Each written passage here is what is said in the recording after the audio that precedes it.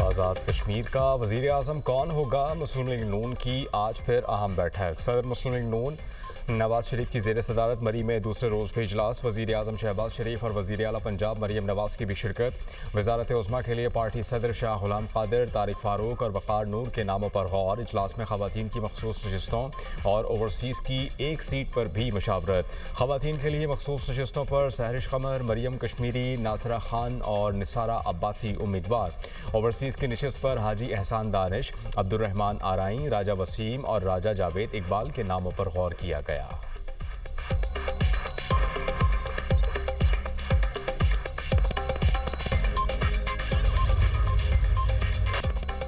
बलूचिस्तान के ज़िला खारान में सिक्योरिटी फोर्सेस का कामयाब ऑपरेशन। 7 दहशतगर्द जहनुम वासिल, मुतादिद ज़ख्मी। सिक्योरिटी ज़राई के मुताबिक रद्दुल फितना 3 के तहत सिक्योरिटी फोर्सेस ने खारान के इलाके लज्जे में दहशतगर्दों की मौजूदगी की इत्तला पर इंटेलिजेंस बेस्ड ऑपरेशन किया। दहशतगर्दों के ठिकानों से जदीद असलहा, भारी मिकदार में गोला बारूद और दीगर सामान बरामद हुआ। सिक्योरिटी फोर्सेस ने ऑपरेशन के दौरान फितना अल ख्वारिज के दहशतगर्दों के ठिकानों को भी मुकम्मल तौर पर तबाह कर दिया। दहशतगर्द खारान और लज्जे में लूटमार, भत्ताखोरी, अगवा बराए तावान, टारगेट किलिंग और खुदकुश हमलों की मनसूबा बंदी में मुलव्वस थे। सदर मुमलिकत और वज़ीर आज़म का कामयाब ऑपरेशन पर फोर्सेस को खराज तहसीन। सदर मुमलिकत आसिफ अली जरदारी ने कहा, बैरूनी सरपरस्ती में सरगर्म दहशतगर्द अनासर के खिलाफ कार्रवाइयाँ कौमी सलामती के तहफ़्फ़ुज़ के लिए नागुज़ीर हैं।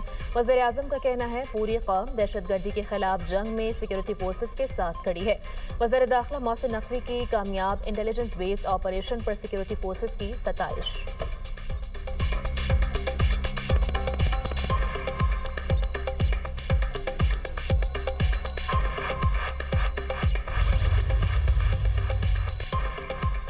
फितनाउल हिंदुस्तान के दहशतगर्दों का निशाना बलूचिस्तान की आवाम हैं। दहशतगर्द आम शहरियों, ख़वातीन और बच्चों को निशाना बना रहे हैं। ये बलूचिस्तान में अमन, तरक्की और तालीम नहीं चाहते।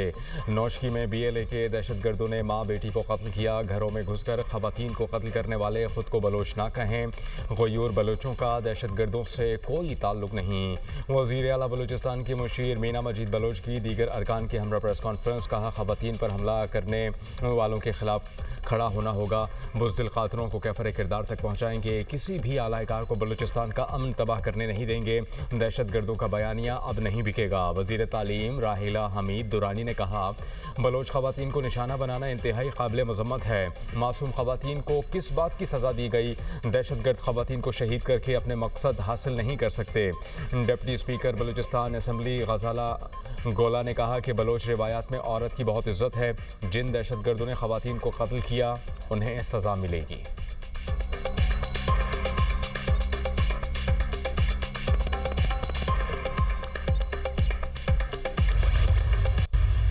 पंजाब में सिर्फ वैक्सीनेशन 80% तक पहुंचती है। बलूचिस्तान में it is less than 30%।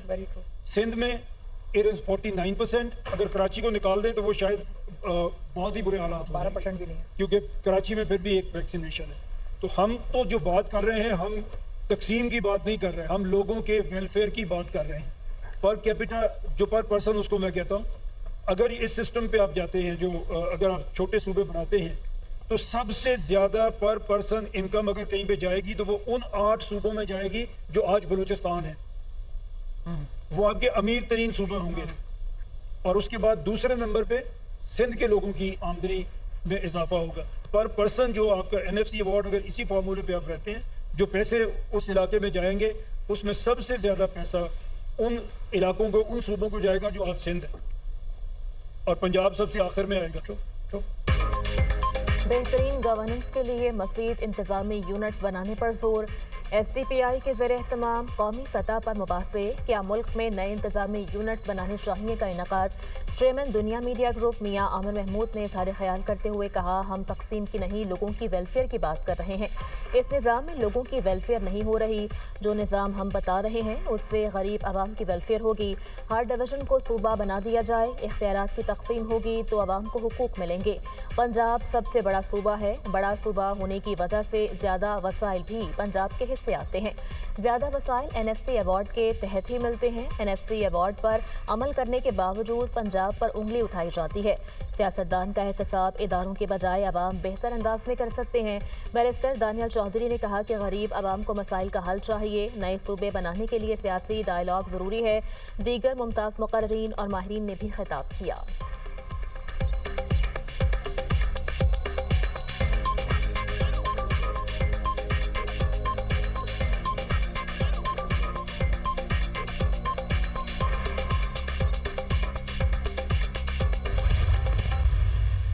Pakistan के मौजूदा सूबे एक तो पूरे कानूनी तकाजे के साथ नहीं बनाए गए थे।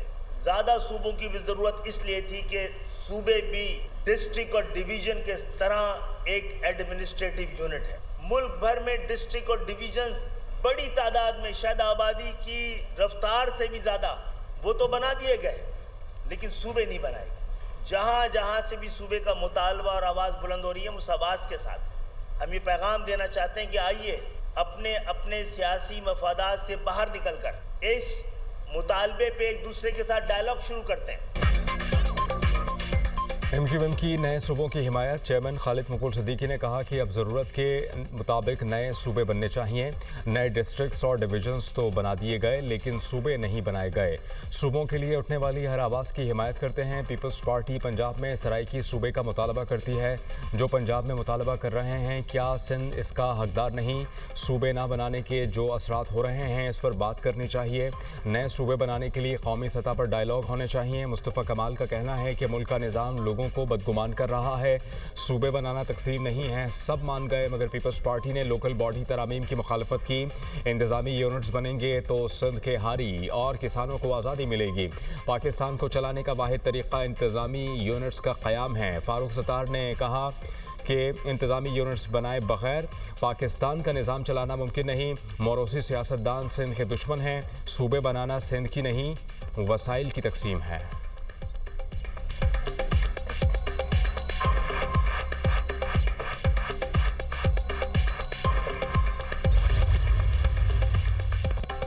खालिद मकबूल सिद्दीकी आइन का आधा सच बोलकर अवाम को गुमराह करने की नाकाम कोशिश कर रहे हैं। तर्जुमान सिंध हुकूमत सादिया जावेद का MQM की प्रेस कॉन्फ्रेंस पर रद्द-ए-अमल। कहा, आइन में नए सूबे बनाने का तरीका लिखा हुआ है। गली मोहल्लों में नफरत फैलाकर मुल्क को तकसीम करने की इजाज़त नहीं दी जा सकती। अगर आइन का इतना ही एहतराम है तो MQM आइन की रूह यानी 18वीं तरमीम पर हमला क्यों करती है? नफरत का जो चूरन MQM दहाइयों से बेच रही थी, वो अब एक्सपायर हो चुका। तकसीम सिंध की बात करने वाले पहले अपनी टूटी हुई सफ़ों को तो जोड़ लें।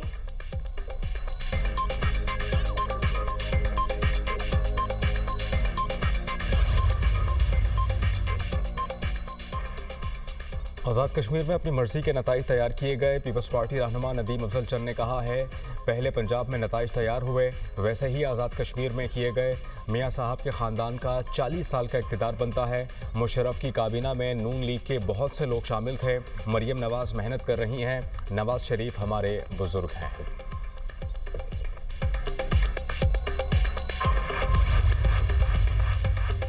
तहरीक इंसाफ वालों का एजेंडा क्या है? ये दो कौमी नजरिए को भी नहीं मानते। फौज, रियासत और तमाम सियासी पार्टी के खिलाफ बयानियां घड़ते हैं। रहनुमा नून लीग इख्तियार वली खान की न्यूज़ कॉन्फ्रेंस बोले, इनकलाब लाने वालों ने मुल्क को IMF के पास गिरवी रखवा दिया। मदीना की रियासत का नारा लगाने वालों की हुकूमत में हज और उम्रा महंगा कर दिया गया। KP में तालीमी इदारे बंद हो चुके हैं। जिनके पास पैसे नहीं थे वो पेशावर और सवात में होटल्स के मालिक बन चुके हैं।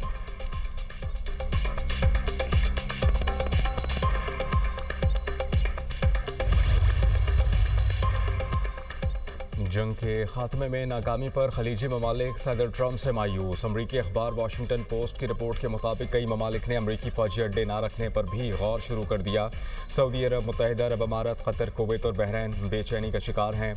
ट्रंप ईरान के साथ अमन अमल को मौसर तरीके से आगे बढ़ाने में नाकाम हैं। खलीजी ममालिक अब दिफाई सिक्योरिटी के लिए सिर्फ अमरीका पर इन्हिसार नहीं करना चाहते।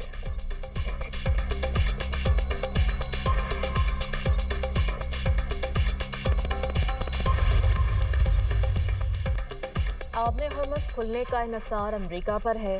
अमरीका को मुफाहमती यादाश्त में तय होने वाली शराइत पर अमल करना होगा। ईरानी वज़ीर ख़ारजा अब्बास अराग़ची का कहना है ओमान के साथ तकनीकी सतह पर मुज़ाकरात हो रहे हैं। मुज़ाकरात का ताल्लुक आबने हॉर्मज़ में बहरी आमदोरफ्त से है। ओमान के साथ मुज़ाकरात और आबने हॉर्मज़ खोलना दो अलग मामलात हैं। ईरानी स्पीकर बाकर कालिबाफ ने कहा, ईरान जंग के अस्करी और सियासी महाजों पर फातेह बनकर उठा है। हम इस वक्त अमरीका और सहूनियों की मसलत करता गैर मुनसिफाना जंग में है। ईरानी कौम इस गैर मुनसिफाना जंग का बहादुरी और बावकार अंदाज से मुकाबला कर रही है।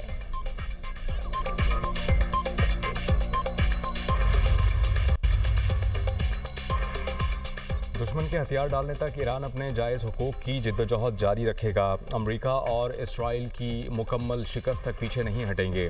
अमरीका ने खित्ते पर गलबा हासिल करने के लिए जारहियत जारी रखी हुई है। ईरानी मुसल्लह अफवाज के जनरल स्टाफ अली अब्दुल्लाही कहते हैं कि मुज़ाहमत की मीरास ईरान की नई नस्ल में मुंतकिल हो गई, जो दुनिया की ताकतवर फ़ौज के सामने डट खड़ी रही है।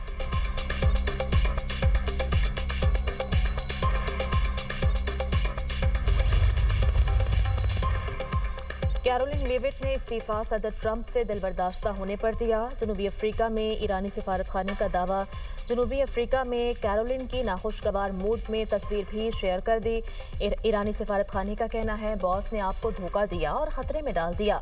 बॉस फूड ट्रक में राह फरार इख्तियार करे तो रफाकत की उम्मीदें खत्म हो जाती हैं।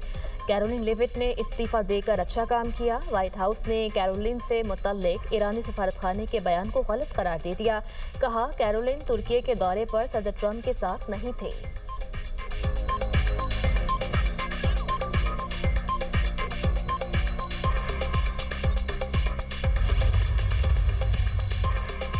चीन पर अमरीकी टैरिफ से बचने के लिए आलमी नेटवर्क इस्तेमाल करके बड़े तिजारती धोखे दही का इल्ज़ाम। व्हाइट हाउस ने 25 सफ़ात पर मुश्तमिल रिपोर्ट जारी कर दी। अमरीकी सदर ने व्हाइट हाउस की रिपोर्ट शेयर कर दी। रिपोर्ट में दावा किया गया है कि चीनी अशिया भारत, इसराइल, कनाडा, यूरोपीय यूनियन, तुर्की, जापान और मलेशिया समेत 40 से ज़ायद ममालिक के जरिए अमरीका लाई जाती हैं ताकि टैरिफ से बचा जा सके। रिपोर्ट में पाकिस्तान का नाम शामिल नहीं।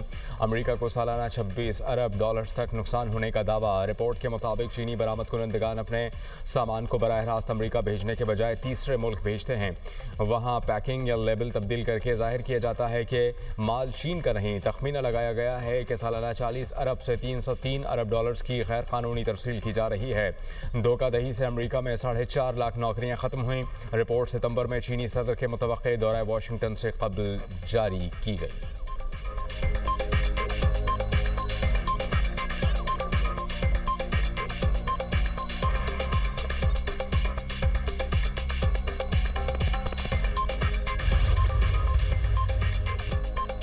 चीन ने धोखे से तजारत करने का अमरीकी इल्ज़ाम मुस्तरद कर दिया। वाशिंगटन डीसी में चीनी सिफारतखाने के तर्जुमान का कहना है तस्सील करदा अशिया पर एकतरफा इक़दाम के जरिए थर्ड पार्टी मफादात को हदफ नहीं बनाना चाहिए। टैरिफ और तजारती जंगें फातेह पैदा नहीं करती। बीजिंग चीनी तजारत को दबाने के लिए कौमी सलामती का जवाब पेश किया जाना और एकतरफा टैरिफ मुस्तरद करता है। ज़रूरत पड़ी तो चीन अपने मफादात के तहफ़्फ़ुज़ के लिए इक़दाम करेगा।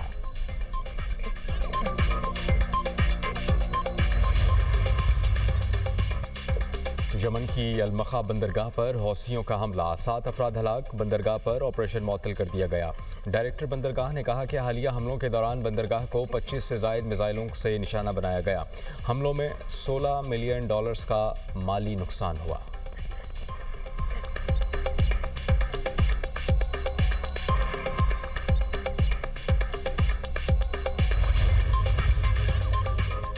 वज़ीर आला मरीम नवाज से ज़िला अटक के अरकान सूबाई असम्बली की मुलाकात। अवामी ज़रूरियात और तरक्याती मनसूबों पर तबादले ख्याल। अटक में इलेक्ट्रो बस के आगाज़ पर मरीम नवाज को खराज तहसीन। MPS ने कहा, मिसाली गाँव प्रोजेक्ट के तहत देहात की अपग्रेडेशन इनकलाबी इक़दाम है। पंजाब की तरक्की और तारीखी प्रोजेक्ट दूसरे सूबों के लिए मिसाल बन रहे हैं। मरीम नवाज ने कहा, सुथरा पंजाब प्रोग्राम की तर्ज पर साफ पानी प्रोजेक्ट भी तरजीहात में शामिल है। सफाई सुथराई के बाद अब सूबे के तमाम शहरों में पीने का साफ पानी मुहैया करना मेरा अज़्म है। नून लीग ही ने मुल्क को एटमी ताकत बनाया और मोटरवेज दी।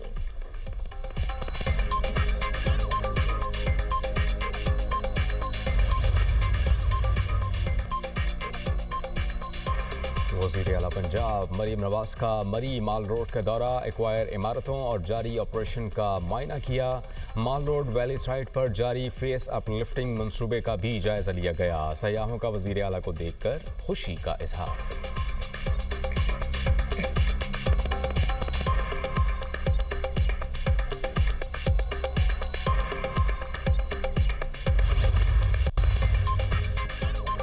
जमात इस्लामी का पेट्रोलियम लेवी के खिलाफ गवर्नर हाउस कराची के सामने धरना देने का ऐलान। गवर्नर हाउस जाने वाले रास्तों को कंटेनर्स लगाकर बंद कर दिया गया। पुलिस और रेंजर्स एहलकार तैनात कर दिए गए। लेडी पुलिस एहलकार भी गवर्नर हाउस के अतराफ में तैनात। प्रिजन वैन और वाटर कैनन भी पहुंचा दी गई।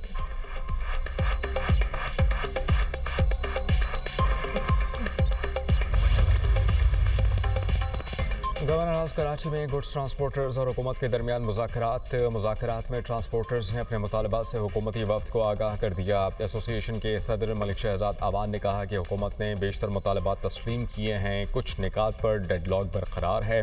वफाकी हुकूमत और सूबाई हुकूमतों की यकीन दहानी पर हड़ताल ख़त्म नहीं करेंगे। मुतालबात की मंजूरी तक मुल्क गिर हड़ताल जारी रहेगी।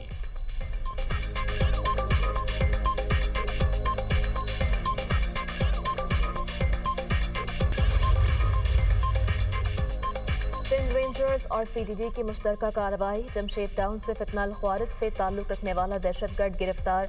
तर्जुमान रेंजर्स के मुताबिक गिरफ्तार दहशतगर्द की शनाख्त शहजाद के नाम से हुई। असलहा और बारूद बरामद। गिरफ्तार दहशतगर्द का ताल्लुक फितनाल ख्वारिज के मंसूर ग्रुप से है। खारजी दहशतगर्द मुख्तलिफ अफराद से फितनाल ख्वारिज के लिए फंड जमा करता था। फंडिंग वज़ीरिस्तान भिजवाई जाती थी। रुकूम दहशतगर्दी की कार्रवाइयों में इस्तेमाल होती थी।